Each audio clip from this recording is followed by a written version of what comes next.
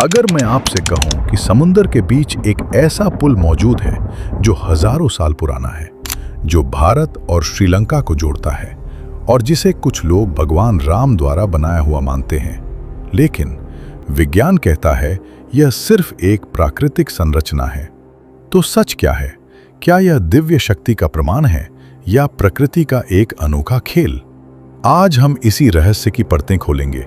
राम सेतु का सच। तमिलनाडु के रामेश्वरम से लेकर श्रीलंका के मन्नार द्वीप तक लगभग 48 किलोमीटर लंबी एक श्रृंखला दिखाई देती है, जो रेत के टीलों, पत्थरों और प्रवाल से बनी हुई है। दुनिया इसे एडम्स ब्रिज के नाम से जानती है और भारत में इसे कहा जाता है राम सेतु। सबसे हैरान करने वाली बात यह है कि यहाँ समुद्र बहुत उथला है। कई जगहों पर पानी की गहराई 1 मीटर से भी कम है। इसी वजह से एक समय ऐसा भी कहा जाता है कि लोग इस रास्ते से पैदल श्रीलंका तक जा सकते थे। अब बात करते हैं उस कहानी की। रामायण के अनुसार जब माता सीता को लंका ले जाया गया, तब भगवान राम ने अपनी वानर सेना के साथ मिलकर समुद्र पर एक पुल बनवाया।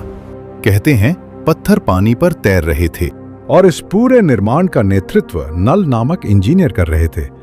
ये कहानी केवल एक कथा नहीं है, बल्कि करोड़ों लोगों की आस्था का हिस्सा है। लेकिन विज्ञान क्या कहता है? भूवैज्ञानिकों के अनुसार राम सेतु वास्तव में एक प्राकृतिक संरचना है जो हजारों सालों में बनी है।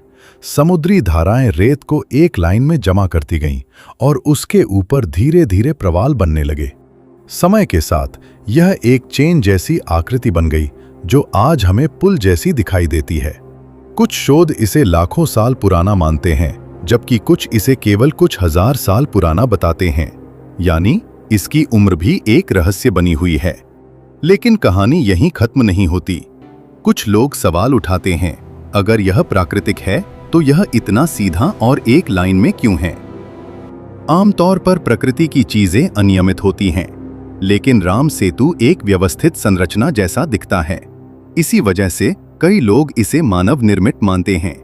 लेकिन सच्चाई यह है कि अब तक कोई भी ऐसा पक्का वैज्ञानिक प्रमाण नहीं मिला है जो यह साबित कर सके कि इसे इंसानों ने बनाया है। एक और दिलचस्प बात, वैज्ञानिकों का मानना है कि कभी भारत और श्रीलंका एक ही भूभाग का हिस्सा थे और समय के साथ समुद्र का स्तर बढ़ने के कारण ये हिस्सा पानी में डूब गया। संभव है राम सेतु उसी पुराने भूमि संपर्क का बचा हुआ हिस्सा हो।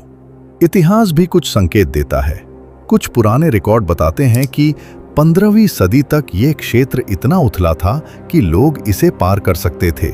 लेकिन एक बड़े चक्रवात के बाद ये हिस्सा और अधिक समुद्र के नीचे चला गया। तो आखिर सच क्या है? क्या राम सेतु वास्तव में भगवान राम द्वारा बनाया गया था, या फिर यह प्रकृति की एक अद्भुत रचना है जो हजारों सालों में बनी और हमें एक पुल जैसी दिखाई देती है? विज्ञान के पास जितने भी प्रमाण हैं, वे इसे एक प्राकृतिक संरचना मानते हैं। लेकिन इसका आकार, इसकी स्थिति और इसका रामायण से जुड़ाव इसे सिर्फ एक भूवैज्ञानिक संरचना नहीं, बल्कि एक गहरा सांस्कृतिक और धार्मिक रहस्य बना देता है। और शायद कुछ रहस्य ऐसे होते हैं जिन्हें केवल विज्ञान से नहीं, बल्कि विश्वास से भी समझा जाता है। तो आप क्या मानते हैं? राम सेतु प्राकृतिक पुल है, या फिर एक ऐसा सच जो इतिहास ने पूरी तरह बताया ही नहीं? ये रहस्य आज भी वही है, समुद्र के बीच, शांत लेकिन अनगिनत सवालों के साथ।